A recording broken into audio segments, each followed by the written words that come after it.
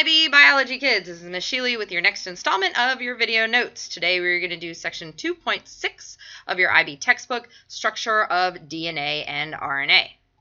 So first we need to hip hip hooray for DNA.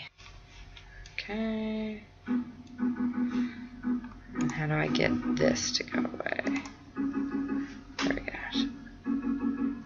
In every living cell, there's a useful tool containing information in a molecule.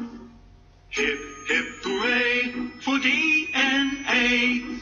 It provides the key to the plans for making everything in you and me. A single strand of DNA can alphabetically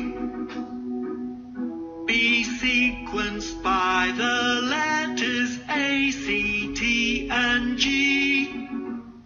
Hip, hip, hooray for DNA. It provides the key to the plans for making everything in you and me. The letters can be put into groups of 3, which go to make a genetic recipe. Cells can use this recipe written down in genes to decipher how to make all of our proteins. Hip, hip, hooray for DNA. It provides the key to the plans for making everything in you and me. Proteins can be used to make body parts, such as lungs and livers, kidneys and hearts. Hip, hip, hooray for DNA. It provides the key to the plans for making everything in you and me. To the plans for making everything in you and me.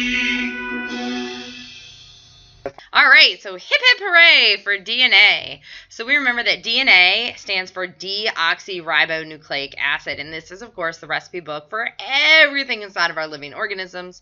It is the code for life on this earth. We have already in class talked about Watson and Crick, but I'm going to show you this quick little video about how the structure of DNA was discovered.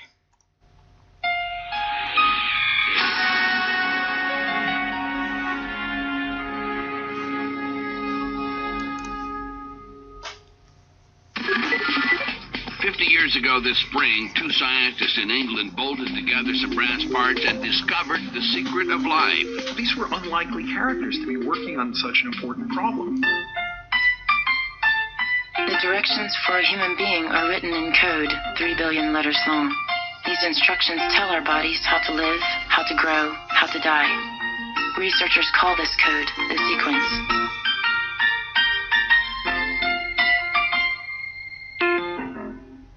Welcome to Secrets of the Sequence. I'm Lucky Severson.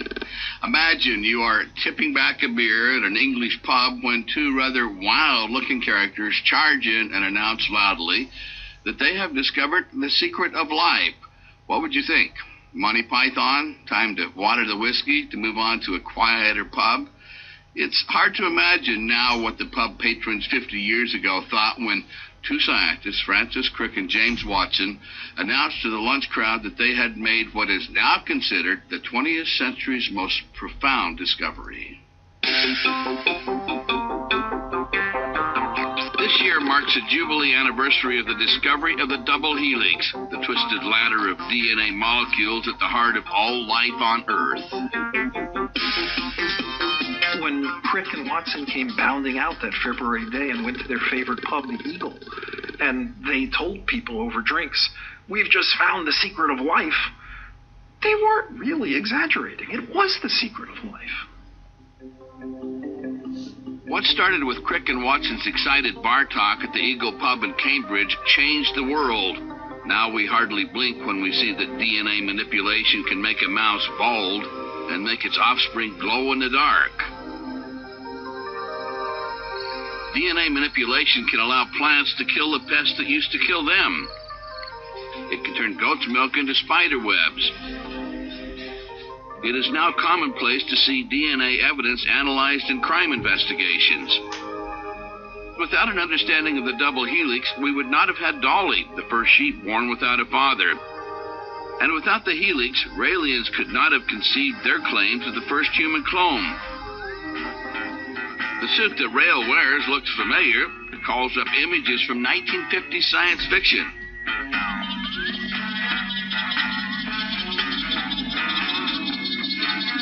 By mid-century, the advances in the field of microbiology seemed to border on science fiction. In the post-World War II peacetime expansion, science was breaking loose from a narrow focus on military needs, the killing machines, and beginning to explore the basis of life. Electron microscopes were revealing the deep secrets of molecular structures in the nucleus of cells. The fact that deoxyribonucleic acid, DNA, carried genetic information was known, but few thought it was a central mechanism in heredity. All the big players ended up getting things wrong. It was folks coming out of left field. The notion that DNA was the hereditary material itself, that was heretical.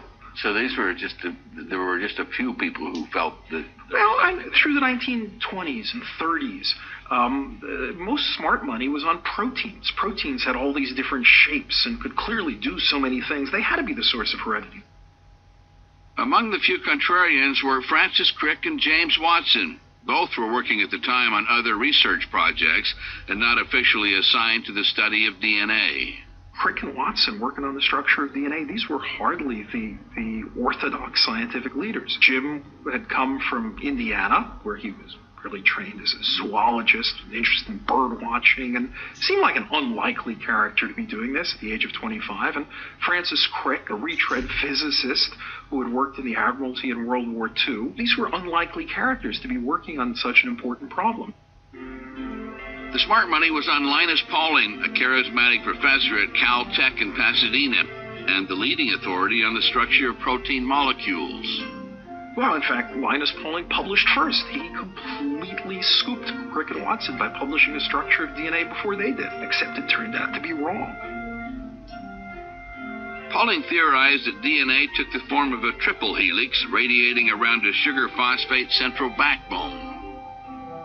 And Crick and Watson knew right off the bat that was nuts, because this sugar phosphate backbone is very negatively charged. You couldn't stick three negatively charged things in pointing at each other. They'd repel each other.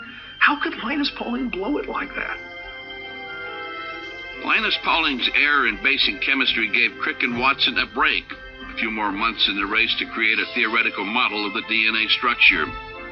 Key to their final success was a technology called X-ray crystallography. It could render the invisible world of molecules visible, but only to those few who could divine what the strange patterns meant. One of the best at using this extraordinarily difficult imaging science was Rosalind Franklin. You can work out the shape of particular proteins and the shape of DNA, for example, and that's what Rosalind Franklin did. She took crystals of DNA, dried down DNA, shot X-rays into them, got photographic images, and those photographic images, to a practiced eye, like Francis Crick's, immediately told you that DNA was a helix. And that was It's a major discovery. Oh, it's a major thing. In a few days of intense work, Crick and Watson assembled the first rickety model of the double helix. The model was crucial to the two scientists because it allowed them to see and measure the three-dimensional relationship between the two chains of nucleotides, and thus determine if the theoretical structure would prove scientifically valid, and at the same time agree with what had been revealed in the X-ray patterns. Rosalind Franklin's pictures of DNA, that is X-ray pictures, which revealed to the well-experienced eye of Francis Crick that DNA had to have a helical structure. Crick had been studying crystallography, and he recognized the helix when he saw it, was just an absolutely crucial part. But Crick and Watson, sitting alone without real data, would not have been able to figure out the structure of the double helix. And it's very clear that Rosalind Franklin, sitting alone looking at the structure of the X-ray crystal she had produced, didn't attempt to build models around it. So while science often seems like the work of the great individual, it is perhaps more than anything the work of an extraordinary community that both cooperates and competes at the same time. In the half-century since, the 3D model of the double helix has been greatly refined and explored. Now, for the first time in experiments at the molecular biology lab at the University of Geneva, the three-dimensional model has been expanded, adding a fourth dimension, time. The result, a fascinating image that reveals a dynamic living helix far more complex than a simple string of code. It's a tremendously important, tremendously exciting chase about things, secrets of the world, and you want to know them first. It's a chill. I think most people have never had the experience of being the only person in the world to know some fact about nature.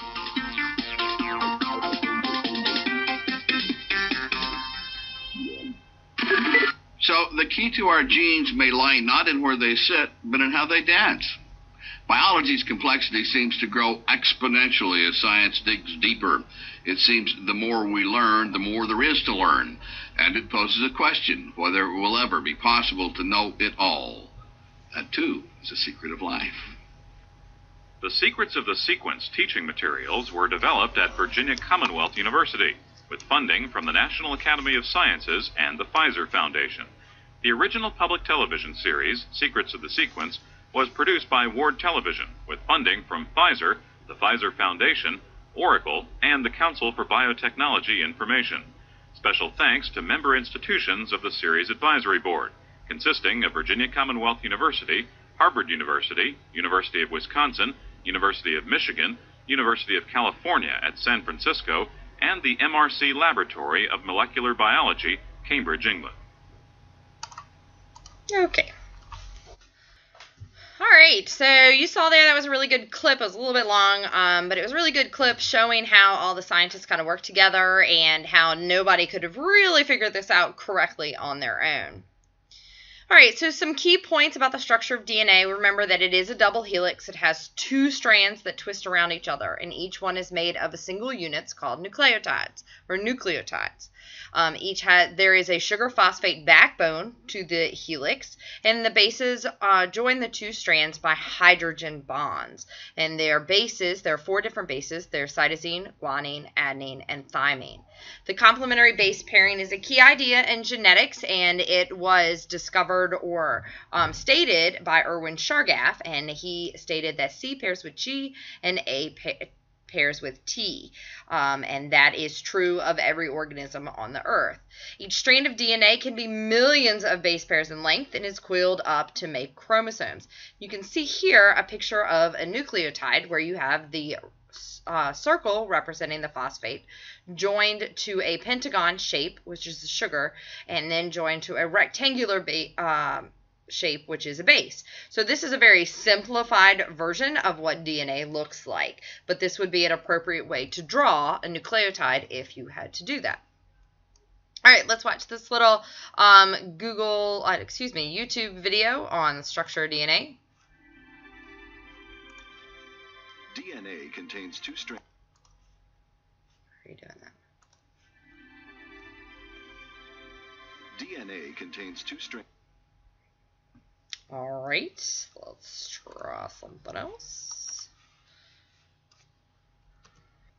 All right, guys, so something's going on with my YouTube video. I will put a link on your notes for that if you care to watch that later. We're going to go ahead and move on. All right, so here again you have So here again, you have your circular phosphate, your sugar. We are talking about DNA, so your sugar is deoxyribose, and then your base. Your base can actually, it's not actually a rectangular shape. It can be a double ring structure, as you see here, with a hexagon and a pentagon joined together, or just a hexagon ring shape. The double ring structures are called purines, and adenine and guanine are your two purines. And you can remember that by remembering that the statement pure as gold. So you have the pure for purines, as for adenine, and gold would be guanine. And then your other side is your pyrimidines. And your pyrimidines are going to be the thymine and the cytosine. So adenine is going to have adenine is going to have 2 hydrogen bonds with thymine, and guanine is going to have 3 hydrogen bonds with cytosine. All right, so your strands of DNA is joined together or made by linking nucleotides. So you see your nucleotides have the black background or outline shape, and they're linked together by these red lines. These red lines indicate the bonds that are linking the phosphate to the 3-carbon sugar, and these are covalent bonds. They're actually called phosphodiester bonds, and they're very, very strong. And then once they are connecting the 2 nucleotides together, you have the sugar, phosphate, sugar, phosphate, sugar, phosphate, sugar of the sugar phosphate backbone. So these sequences in the middle, these are your bases, and that's what makes up your genetic code. And they're read in groups of 3, and we'll get into that when we do more of transcription and translation.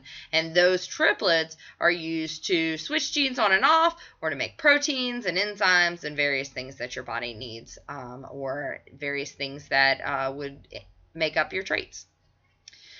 All right, so you have an anti-parallel structure. So you have, you remember that your deoxyribose, this is an oxygen here at the tip of the pentagon. So you start counting your carbons going around the clock, and that you actually have a carbon over here attached to that phosphate. This would be your 5' because your 5th carbon is pointing up.